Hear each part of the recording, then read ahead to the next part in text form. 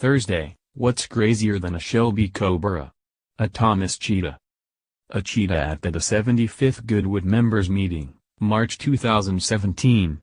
Photo by Jeff Bloxham, Lot Photographic.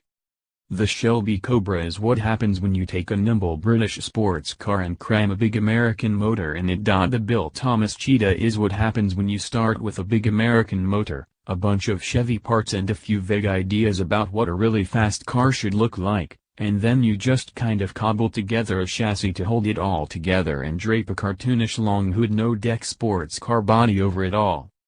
The result was not as polished as the Cobra, and it liked to go around racetracks tail first.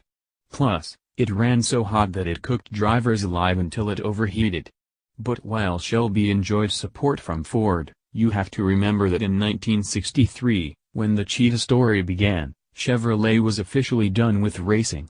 Support was limited and strictly unofficial.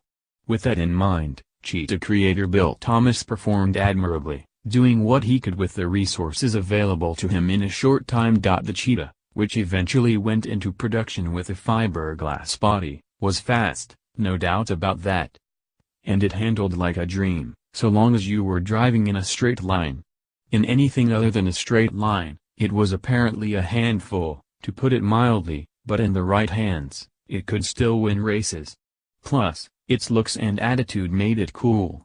People loved him, and they still do. You can buy a brand new one to this day. After that bizarre Cheetah vs Formula E car video popped up earlier this week, it's as good a time as any for a Thomas Cheetah retrospective. These things are about as far from a digital-era battery-powered manipus racer as you can get, but that's what makes them so cool. Read about where they came from, and what they're like to manhandle on a track, below. It appears your web browser is not configured to display PDF files. Download Adobe Acrobat or click here to download the PDF file. Graham Kozik. Graham Kozik drove a 1951 Packard 200 sedan in high school because he wanted something that would be easy to find in a parking lot. He thinks all the things they're doing with fuel injection and seatbelts these days are pretty nifty too. See more by this author.